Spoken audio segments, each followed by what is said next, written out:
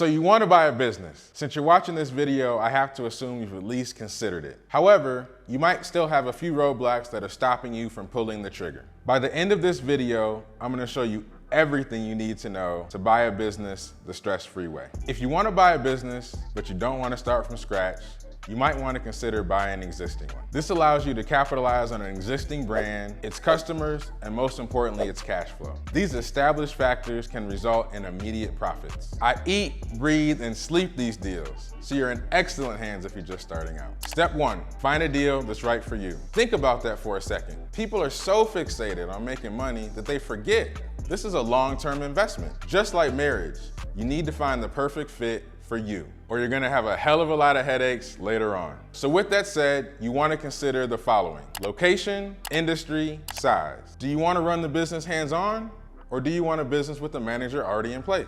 The best place to start searching for a business is online. There you can build a list and then vet that list. There are thousands of sites, and for a small fee, they can scrape the internet and show you the best deals. My advice for finding the best fit is to start with something you already know.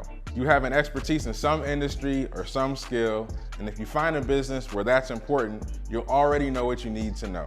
You'll minimize the knowledge gaps, and you'll be able to start from the beginning and really ramp up quickly. That's why the best basketball and football coaches are former players. They know what it takes to compete at the highest level, so they know what it takes to guide their teams to success. To manage your team, you have to know the ins and outs of running your business. If you don't have experience in the industry, but you still want to get involved with the business, that's fine. You just need to get involved with the business operations on a day-to-day basis as quickly as possible so you can learn what to do, and you'll be set up very quickly for success. Step 2, so you found the perfect deal. Now what?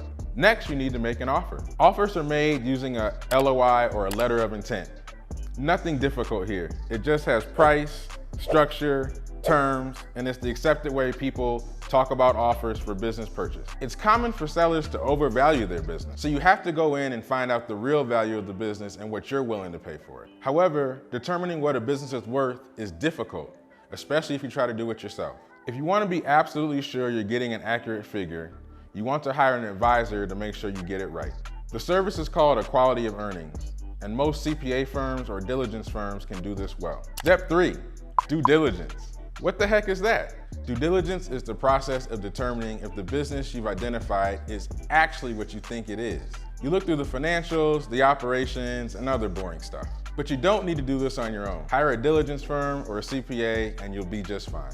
When is due diligence finished? When you're comfortable that you know the correct profit of the company. Profit is also called EBITDA, or earnings before interest, tax, depreciation, and amortization, or sometimes it's referred to as seller's discretionary earnings, or SDE.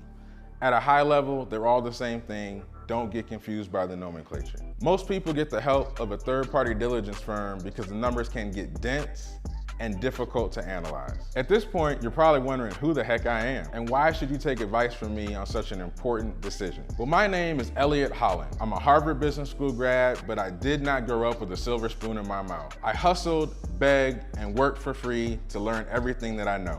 I've worked on Wall Street, helping clients find profitable businesses to acquire. I've even bought businesses for myself. Now I run the leading advisory firm in the business buying space, which helps first-time business buyers turn their dreams into reality. I think that anyone with the guts to be an entrepreneur needs to look into business acquisition ASAP. And I'm passionate about showing you exactly how to do that. Step 4, get the money and close the deal. The best option is debt from the Small Business Administration, or SBA. You can put as little as $50,000 down on $1 million business, and in certain cases, even less. Go to your local bank or a top SBA bank like LiveVote and apply for a business acquisition loan. There's an entire team at these banks to help you apply and qualify for this loan. I'll cover this in detail in my next video. As you work through the loan, you negotiate the purchase agreement or the agreement to actually transfer ownership of the business, and you'll do that with the seller and the seller's attorneys. Loan, check.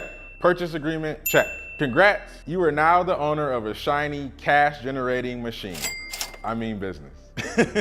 Step 5 is the final step, and that's growing the business. You increase revenue by working on marketing and sales. Reduce costs by working on vendor fees and lowering expenses. And that's how you get the business working effectively and efficiently.